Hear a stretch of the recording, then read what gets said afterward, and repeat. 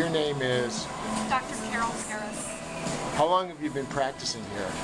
I've been practicing in Southern Maryland for about 13 years. And what's your practice? I'm a private practice psychiatrist. Okay. And you're leaving the country?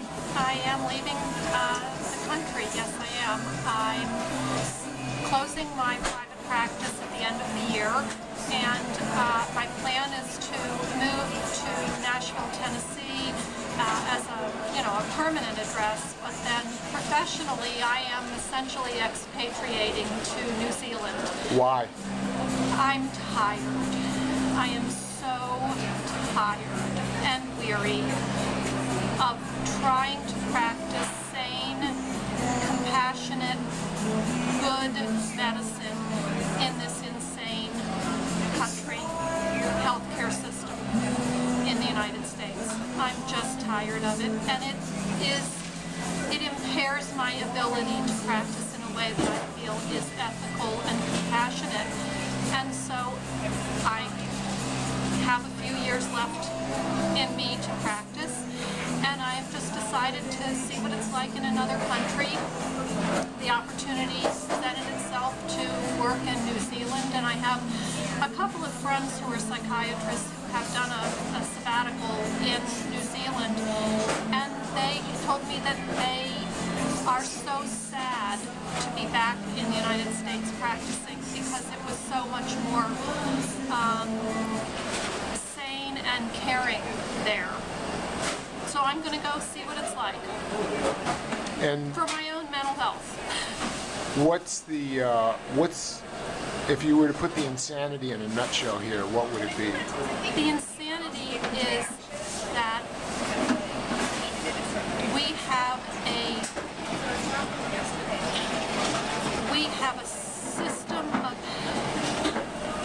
financing healthcare in this country that is all about profit for corporate America, and it is not about the healthcare of the people of America.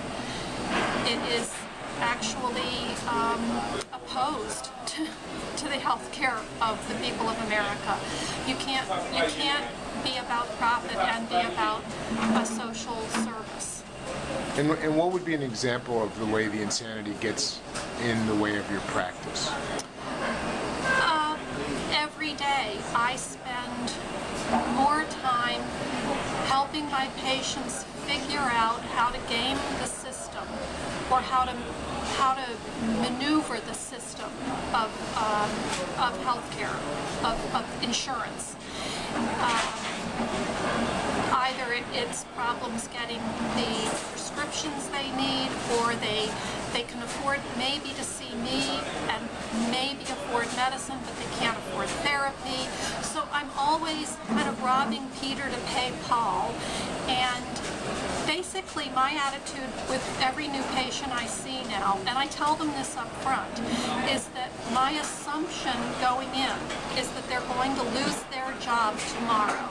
And so any decision that I make around recommendations for them is based on the assumption that they're going to be unemployed and have no health insurance tomorrow. And finally, how is it different in New Zealand and many places around the world? Well, I actually can't speak to the exact system that they have in New Zealand. I am going to start a blog, and I will be blogging about what I learn about the system in New Zealand. But the sense that I have is that sort of the cultural imperative in New Zealand is premised on fairness. They actually argue about what's fair in New Zealand, and I find that fascinating. I'd love to just see what it's like to live in a country where people argue about what's fair instead of engage in political rhetoric about liberty and freedom, when what they're actually doing in this country is anything but what I, as an American, embrace as an ethic of liberty and freedom. Okay, and finally, did you feel any pangs of guilt about like throwing in the towel instead of staying and fighting?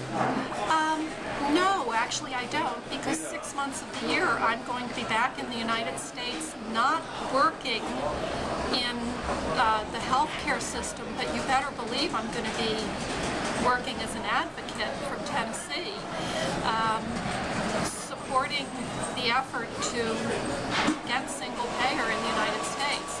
And if we are so fortunate as to accomplish that task before I am older and grayer and not safely able to continue to practice medicine, then I will practice medicine in the United States again, but not until then. Thank you.